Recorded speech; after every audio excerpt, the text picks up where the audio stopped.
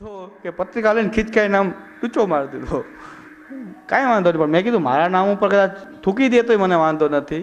નીચે ઓલા બધા એને વૈષ્ણવ નામ તો અહીંયા આમ કાતર મૂકી દે, કારણે કાઢી જ નાખવા બધા એને. પણ અંદર લખ્યું તો શું, ત્યાં નંદન શ્રી ગોવર્ધન ધરણનું નામ પણ એમાં લખેલું છે. એમાં શ્રી મહાપ્રભુજીનું નામ લખેલું છે. શું મહાપ્રભુજીનું નામ તમને ડૂચો વાળવા જેવું લાગી રહ્યું છે? હવે ઠાકોરજીનું નામ પણ એવું લાગી રહ્યું છે. એમાં પુષ્ટિ માર્ગનું કંઈક લખેલું છે, પુષ્ટિ માર્ગનું નામ લખેલું છે, પુષ્ટિ માર્ગનો કંઈક સિદ્ધાંત લખેલો છે. એ કાંઈ અનુકૂળ આવતો નથી. તો આ આસુરી વૃત્તિ છે, આપણી અંદર પ્રકટ થઈ જાય છે આ આસુરી વૃત્તિ. એટલે મારા વિરુદ્ધ પત્રિકાઓ છપાણી સૌરાષ્ટ્રમાં, અહીં તો નથી છપાણી, અહીં તો ખાલી ધમકી મળી જ છે કે હવે અમારે છાપવી પડશે. મેં કીધું આ સહર્ષ હું તો આમંત્રણ આપું છું કે છાપો પત્રિકા છાપો, કાંઈ વાંધો નહીં, છાપવી જોઈએ. અને કદાચ અહીંયા આવીને વિતરણ કોઈને કરવી હોય તો હું તો છૂટ આપીશ. મારા વિરુદ્ધની પત્રિકા કોઈને અહીંયા વાંટવી હોય તો જરાય આપણે હોબાળો કર્યો નહીં, અહીંયા આપીને બધાને હું તો કોઈ વ્યક્તિગત આપું. મને એક આપો, હું મટાવીને રાખી, હું ડૂચો નહીં વાળું, ડૂચો ન વાળું, કોઈ દિવસ ડૂચો ન વાળું. કારણ કે કાંઈક તો તમે શ્રી મહાપ્રભુજીનું નામ તો લખ્યું હશે ને એની અંદર, તો મારે એને સાચવીને રાખવું જ જોઈએ. મહાપ્રભુજીનું નામ તો કાંઈક લખ્યું હશે, મને ભલે ગાળો આપી હશે, ગમે એ હોય. પણ જે પત્રિકા મારા વિરુદ્ધ વાંટવામાં આવી, ઘણા વૈષ્ણવને દોડતા આવ્યા કે મને કે આ ચોકની અંદર આપની પત્રિકા વટાય છે, પકડીને ખેંચી લઉં, બધાને પકડીને થપ્પો ખેંચી લઉં, એની પત્રિકાઓ એના હાથમાં જટી લઉં, ઓલાને મારું. મેં કીધું કાંઈ કરવું નથી, ભલે આપે પત્રિકા. હજી આપણી પબ્લિસિટી થઈ રહી છે, લોકોને એમ તો થાય કે શિબિરમાં હોય છે શું, નહીં આવતો એ આવશે, કે આમાં છે શું, રહસ્ય જાણવા માટે આવશે, કે આનો વિરોધ એટલો બધો થઈ રહ્યો છે, હકીકતમાં છે શું. મેં કીધું માણસ તમે રોકો, એમાં વધારે એની પ્રવૃત્તિ થાય. માણસનો સ્વભાવ એવો છે કે શિબિરમાં જવાનું નથી, તેમ કે આમાં જોવું તો જોઈએ કે શું છે. તમે ના પાડશો તો એ માણસ વધારે કરવાનો જ છે. આ માણસનો નિયમ છે. કે આપણો નિયમ એ છે કે નાના બાળકને તમે ઘરમાં પ્રયોગ કરો કે આને અડવાનું નથી, આખો દિવસ આને અડવાનું નથી, તો એને એમ થાય કે આજ તો આને અડવું તો જોઈએ જ. એ છુપી ખોલીને જોઈ લે છે કે આમાં છે શું, કે ના પાડે છે. આમાં ના પાડે છે એનું કારણ શું, આમાં છે શું, ખોલવાનું તો ના પાડે છે, પણ આમાં રહસ્ય શું છે, જવું જ. મેં કીધું આ તો પબ્લિસિટી થશે, ઉલટાનું જે નહીં આવતો એમ થાય કે શિબિર છે શું, આવતો થશે કે આમાં કંઈ સાંભળવાનું તો કંઈક હોય છે. એટલે મેં કીધું તમે આપવા દો એને જેટલી આપવી હોય એટલી પત્રિકા આપે આપણી માટે. મેં કીધું મને નહીં, મારું નામ એટલું પ્રસિદ્ધ નથી, તો પ્રસિદ્ધ કરતા હશે એટલી કૃપા કરી રહ્યા છે કે પુરુષોત્તમજી નામ કોઈ નહીં સાંભળ્યું કે આ જુનાગઢમાં નકર કાંઈ હું એટલો બધો પ્રખ્યાત માણસ થોડો છું કે મારું બધા નામથી ઓળખતા હોય. મેં કીધું આ તો નામથી ઓળખવા માંડશે, એટલે નામ મારું લખી રહ્યા છે. બિચારા એટલું કાર્ય કરી રહ્યા છે, એના પૈસે કરી રહ્યા છે. આપણે શું કામ ડૂચો વાળવો જોઈએ, બિચારાને શું કામ મારવો જોઈએ? અને મારશો કોને તમે? એ તો બિચારો હજુરીઓ હશે, આગળ પાછળનો હશે, બીજો એની પાછળ દોરી સંચાર રિમોટ કંટ્રોલ તો ક્યાંક બેઠું, એને તમે નહીં મારી શકો. એ રિમોટને તમે નહીં મારી શકો. ઓલો બિચારો એક માણસ એને પકડીને મારી લેશો તો એ તો એનો એક કામ ચલાવ કઠપુતલી વાળો છે. પણ એ તો ઓલો જેને કહેવાય કઠપુતલીને શું કહે છે, એ કઠપુતલી હોય છે, ઉપરથી એનો દોરાવાળો આવે તે એને દોરાથી આમ કરતો હોય ને ઓલા બધા એમ એ કઠપુતલી ખેલ કરતા હોય, અંગ્રેજીમાં પપેટ કહે છે. તો એ ખેલ કરતા પણ ઉપર એનો ખેલ કરાવનારો કોક ઉપરથી દોરી સંચાર ઉપર બીજા કોકનો હોય છે. તમે એને નહીં મારી શકો, નામ દઉં તમે તમારું હમણાં પાણી ઉતરી જશે. એ કોણ કરાવી રહ્યું છે નામ દઉં, મારી આવશો જ પણ નહીં મારી શકો. ત્યાં દંડવત કરવું પડશે તમારે, ત્યાં તો દંડવત કરવું પડે.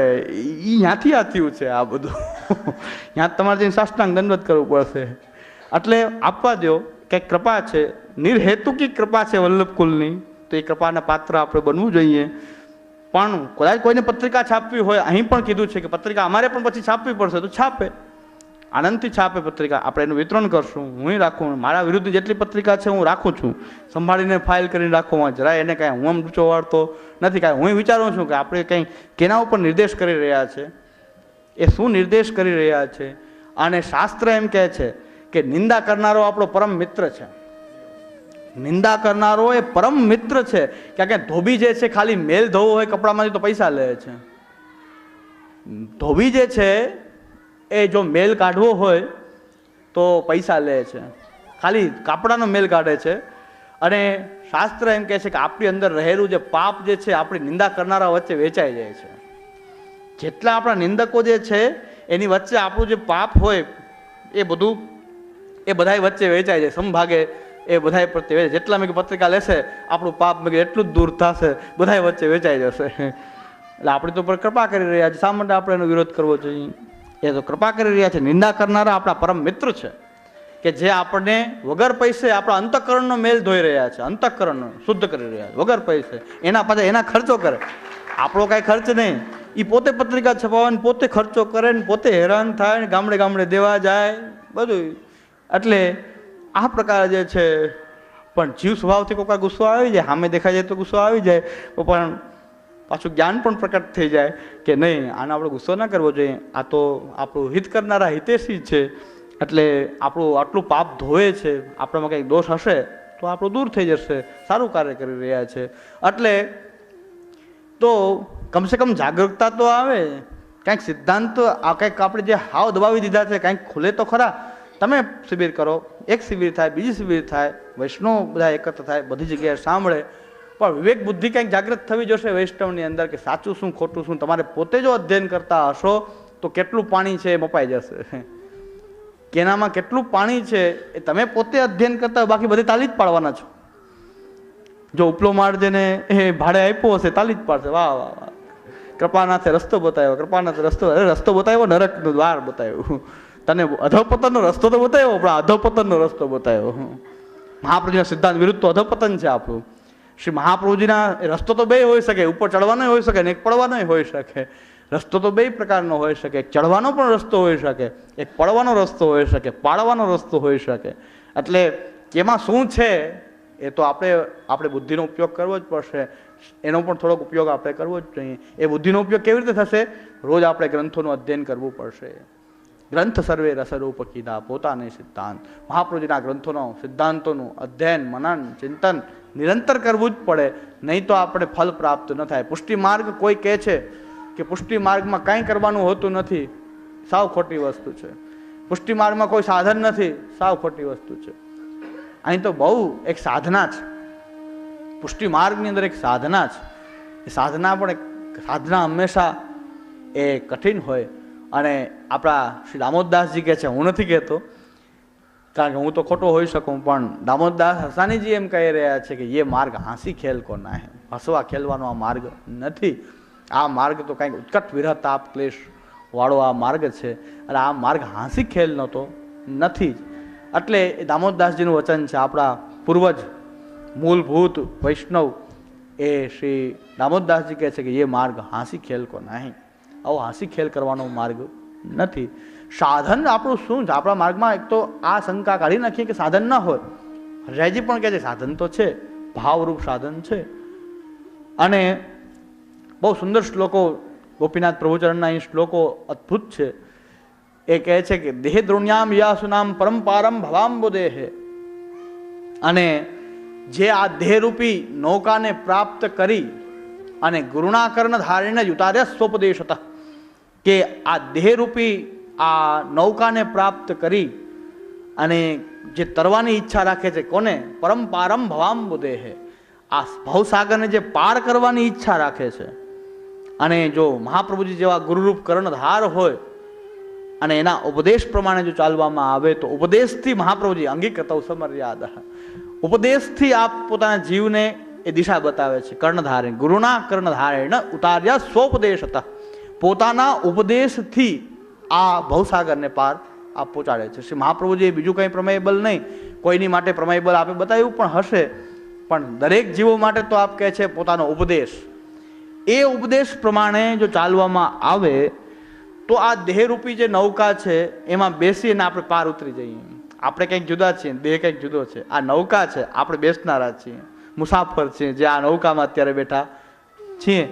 આપણે આને જ પોતાનું સ્વરૂપ માની લીધું છે. આપણી મોટી ભ્રમણા ઉત્પન્ન, સ્વરૂપ વિસ્મૃતિ. આપણે એમ કે આ દેહ છે એ જ હું છું, દેહથી અતિરિક્ત મારું કોઈ સ્વરૂપ નથી. આવા કેટલાય દેહ બદલાયા. તો અહીં શ્રી ગોપીનાથજી આજ્ઞા કરે છે કે દેહ દ્રોણ્યામ યાસુ નામ પરંપારમ ભવાંબુદેહે ગુરુણા કર્ણધારેણ ઉતાર્યા સ્વોપદેશતઃ, પોતાના ઉપદેશથી જ ગુરુ જે છે એ પાર ઉતારે છે, કર્ણધાર છે. ગુરુને ઉપમા આપી છે કર્ણધારની.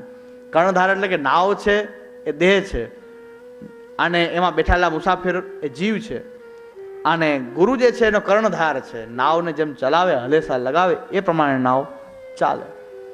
પણ એ કુશળ હોય ગુરુ, મહાપ્રભુ જેવા ગુરુ જ્યારે શબ્દનો પ્રયોગ કરીએ છીએ ત્યારે શ્રી મહાપ્રભુજી જ આપણી સમક્ષ એક ગુરુરૂપ તો શ્રી મહાપ્રભુજી જ હોઈ શકે.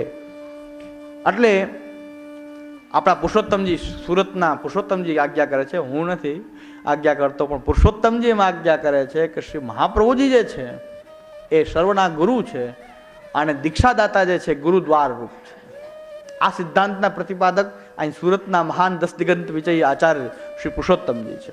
અરે હું નથી કહેતો કે ઝંડો કોઈને ફરકાવો હોય એની સામે ફરકાવે, મારે કંઈ વાંધો નથી. હું તો એમનું વાક્ય મૂકું છું કે આપ, હું એ ગુરુ શબ્દથી પુરુષોત્તમજી કહે છે શ્રી મહાપ્રભુજી જે છે એ ગુરુ છે અને દીક્ષાદાતા જે છે ગુરુ દ્વાર રૂપ છે, દ્વાર રૂપ છે. એટલે ગુરુદ્વાર છે, ગુરુ સુધી પહોંચાડનારા, દ્વાર રૂપ છે, ગુરુના ઉપદેશને પહોંચાડનારા. પણ આ ઉપદેશ જ એવા છે કે જેનાથી આપણે પાર ઉતરી શકીએ. શ્રી મહાપ્રભુજીના ઉપદેશ જ એવા છે કે જેનાથી આપણે આ દેહરૂપી નૌકામાં બેસીને પાર ઉતરી જઈએ. આ દેહ આપણને બહુ સુંદર મળ્યો છે, આનો પૂરેપૂરો સુંદર ઉપયોગ કરી અને આપણે આ ભવસાગરને પાર ઉતરી જઈએ. અને એના માટે ગુરુના જે વચનો જે છે એને સંગ્રહ કર્યો છે, ઉપદેશોનો સંગ્રહ કર્યો છે શ્રીમદ પ્રભુચરણ શ્રી ગોપીનાથજી.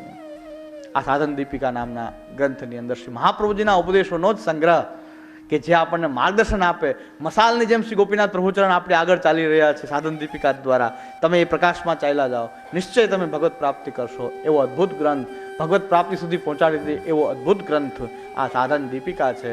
ત્યાં માલા પેરામણીનો કોઈ અવકાશ રહેશે નહીં. ન માલા પેરામણી કરવી પડશે, ન ભાગવત સપ્તાહ કરવી પડશે, ન પાછળ કાંઈ કરવું પડશે. નિશ્ચય ભગવત પ્રાપ્તિ થશે. આપણે માલા પેરામણી વાદી બની ગયા, આપણે ભાગવત સપ્તાહવાદી બની ગયા કે આપણે અન્યાશ્રય છે. માલા પેરામણી અને ભાગવત સપ્તાહ સ્પષ્ટ રૂપે અન્યાશ્રય છે. જો આપણે ઉદ્ધારનું સાધન માનતા હોઈએ તો સ્પષ્ટ રૂપે અન્યાશ્રય છે.